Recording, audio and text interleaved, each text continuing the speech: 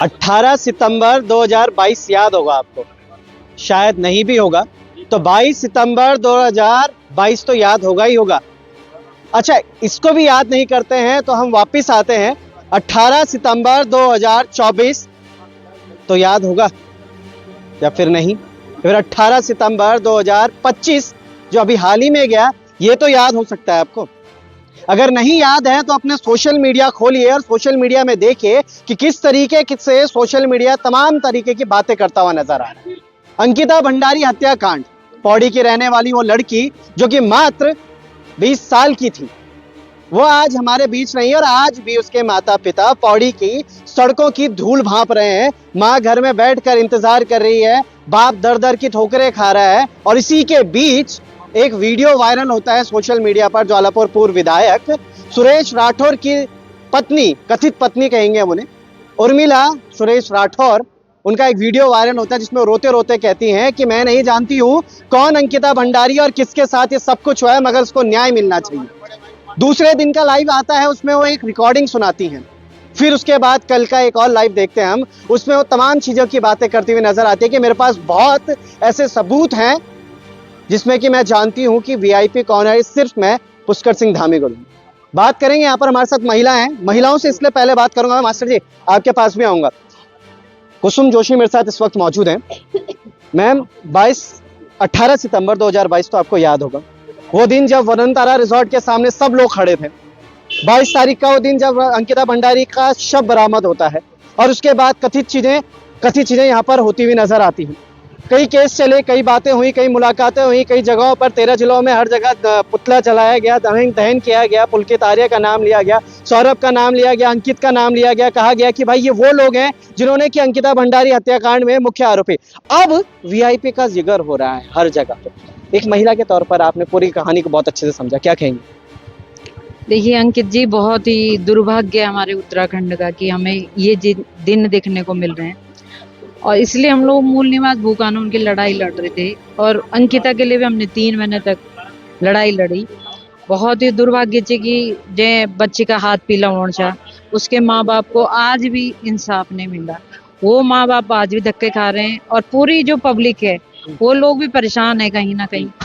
तो अब देखो ना कि किस तरह से सोशल मीडिया का इस्तेमाल एक सकारात्मक चीजों के लिए होना चाहिए।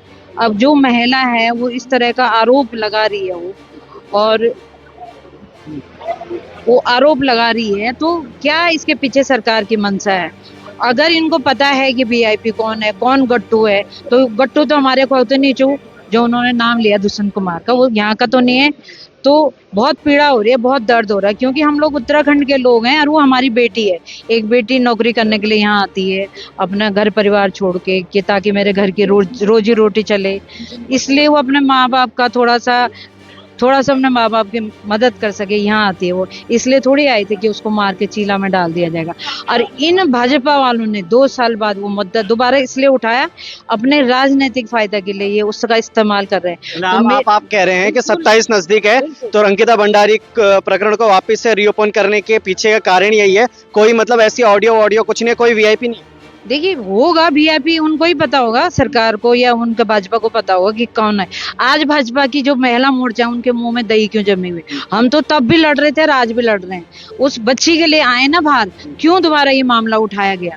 तो ये बड़ा पीड़ा का विषय है। और कल से जब हमने वो वीडियो सुने और मतलब कितना मैं एक महिला हूँ, मुझे शर्म आ रही कि किस तरह से मतलब बुढ़े लोगों कितनी गंदी बात उस महिला ने बोली। मैं ये शब्द नहीं बोल सकती हूँ, मैं इस समाज का हिस्सा हूँ, मेरे भी छोटे बच्चे हैं, हमारी देवभूमि है, यहाँ से हमारा आध्यात्म का संदेश आता है। कितनी गंदी भाषा वो इस्तेमाल कर रही है, तो ये बहुत ही दुखद विषय है। दीदी से पूछेंगे तो दीदी भी रही है उस आंदोलन में। दीदी, मैं आपके पास आता हूँ। मनीष भाई, आपके पास आने का कारण मैं इसलिए कह रहा हूँ, सोशल मीडिया पे आप भी उतने ही एक्टिव रहते हैं जैसे कि अभी सोशल मीडिया एक्टिव चलता हुआ नजर आ रहा है हमें। क्या आपने, क्योंकि आपने भी देखा उसको बारीकी से, मैं समझता हूँ कि ये 18 सितंबर की जो तैयारियां हैं वो 15 सितंबर से शुरू हो जाती है कि भाई अंकिता भंडारी की पुण्यतिथि आ रही है तो कितनी कैंडल लानी है, कहाँ पर जलानी है, कौन सा स्थान होगा, कौन सा वो जगह होंगे। 22 से लेके अब तक 26 नजदीक है, कुछ ही दिन बचे हुए, आप भी सोशल मीडिया में वैसे एक्टिव, आपने नहीं देखा आज तक कभी कि सोशल मीडिया में कुछ इस तरीके से गट्टू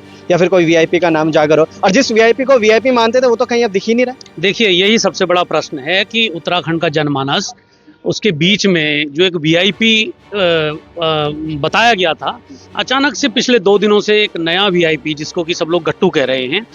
ये मैं देश के प्रधान सेवक, क्योंकि बहुत प्रेम करते हैं आदरणीय नरेंद्र मोदी उत्तराखंड से, मैं उनसे निवेदन करता हूं कि जो हमारे उत्तराखंड की बहू बेटियों को वीआईपीओं के सामने परोसने का एक ये कुकृत्य किया जा रहा है, और जो ये पिछले 4-5 दिनों से, ये सिर्फ एक अंकिता का मामला नहीं है, ये उत्तराखंड की अस्मिता का मामला है, जो एक पिछले 4-5 दिनों से एक सोशल मीडिया पे सब चल रहा है। इसको समाप्त किया जाए, जो भी गट्टू हो या जो वीआईपी हो उसका पटाक्षेप किया जाए, उसको सजा मिले, ताकि आने वाले समय में कोई इस तरह का कुकृत्य उत्तराखंड की बहू बेटियों के साथ करने का साहस न कर पाए। हम इसकी मांग को लेकर आज तहसील प्रशासन में आए थे और हमने एसडीएम महोदय के माध्यम से अपना ज्ञापन दिया है।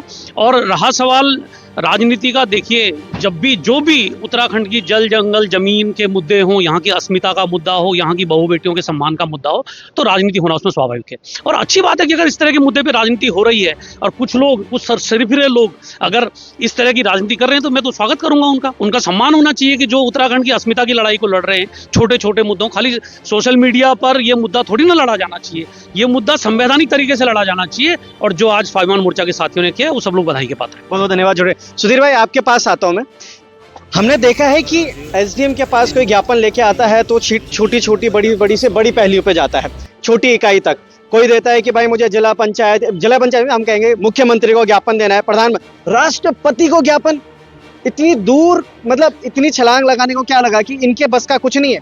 देखिए, आपको भी पता है कि अगर यहाँ पे जो भाजपा की सरकार है और केंद्र में भी भाजपा की सरकार है, ये उनको समझना होगा।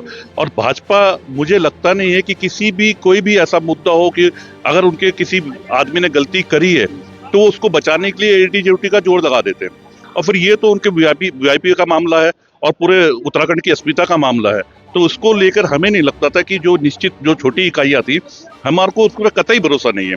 यहाँ तक कि हमें मुख्यमंत्री तक में भी भरोसा नहीं है। और जो ये पूरा प्रकरण रहा है, जिसको हमारे द्वारा, जो हमारा क्षेत्र का विधायक था, जिसको सबसे पहले इस लड़ाई को लड़ना था, हमारी जगह उसको इस लड़ाई को लड़ना था, वो उसको ये बात को कह के करता है कि वो वीआईपी कमरा था। वो वीआईपी आदमी नहीं था, वो वीआईपी कमरा था। तो जब इस तरह का भ्रष्ट भाजपा के लोग हैं, भाजपा की सोच है, तो आपको लगता है कि यहाँ से हमें न्याय मिलने वाला था। ये न्याय हमारे लिए न्याय नहीं है, ये उस माँ बाप के लिए ले आए, अंकिता के माँ बाप के लिए ये न्याय है, जिसकी मांग हमने महामहिम राष्ट्रपति महोदय से की है। और इस पे हमने उनसे निवेदन किया है कि आपकी अस्मिता का सवाल है और आपकी वैधानिकता पे प्रश्न है। अगर संस्थाएं इसी प्रकार मुजरिमों को बचाती रहेंगी तो निश्चित तौर से आने वाला जो हमारा भविष्य है वो खत्म हो जाएगा। इसको लेके हमने उनसे गुहार लगाई है। और हमने ये भी नहीं कहा कि आप जो है दुष्यंत गौतम ही वो है, कल्पित है, हमने ये नहीं कहा। उसमें हमने इसे कहा कि दूध का दूध और पानी का पानी होना चाहिए और इस प्रकरण का पटाक्षेप होना चाहिए।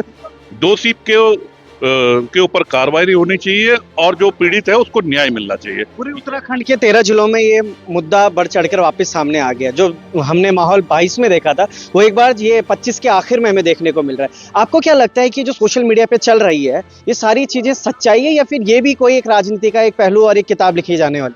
देखिए, राजनीति तो आपको पता है कि अगर उसकी बात करें राजनेताओं की, तो राजनेता अपने आप में सबसे भ्रष्ट व्यक्ति है। वो गद्दी पाने के लिए कुछ भी कर सकता है। आपने पूरा लोकतंत्र, पूरा राजतंत्र का इतिहास देखा होगा कि भाई को भाई मारता है तब जाके गद्दी में बैठता है। तो ऐसा ही हमारे लोकतंत्र का भी आजकल हिस्सा यही राजतंत्र हो रखा है।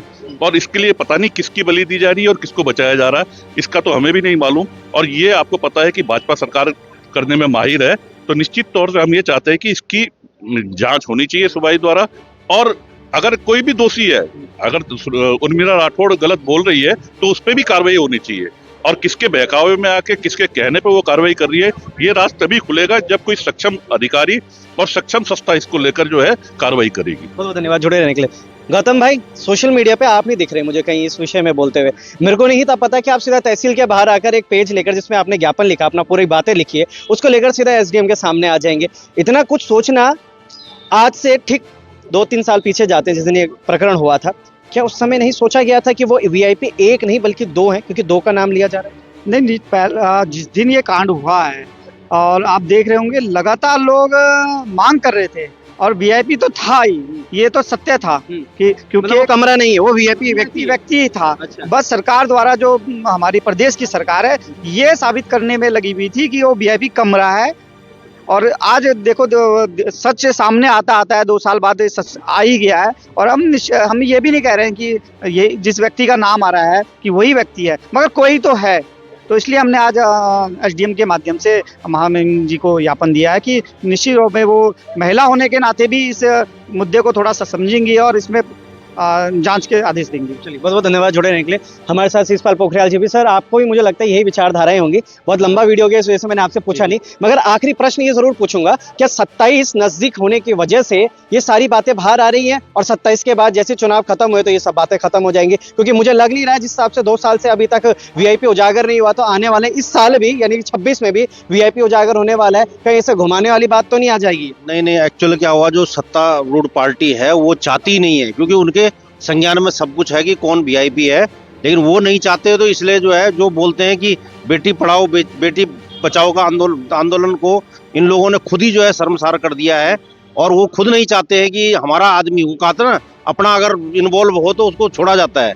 अगर उन किसी दूसरा विरोधी दल का होता तो अब तक अंदर हो गए होते हो। उन्होंने तो एक बोला कि होटल किसका है, उसको अंदर कर दिया। हम बोल रहे हैं अपराध किसने किया है उसको अंदर होना चाहिए, और जो अंकिता है उसको जो है न्याय मिलना चाहिए। हम तब भी लड़ाई कर रहे थे, रायवाला थाने से लेकर आईटीपीएल थाना, बाईपास थाना, ऋषिकेश थाना, और अपने एम्स से लेकर हर जगह हमने तब भी किया, अभी भी करेंगे जब तक न्याय नहीं मिलेगा।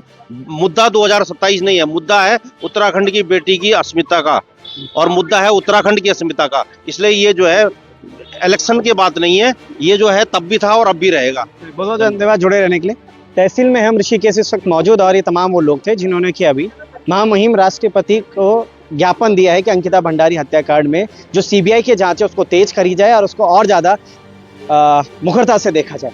मगर क्या वाकई में अब एक बार फिर से वही दौर हम देखने को मिल रहा है हमें, या फिर नहीं? बने रहेगा लोकार्पण के साथ, क्या होता है। तब तक जय हिंद, जय भारत, जय उत्तराखंड।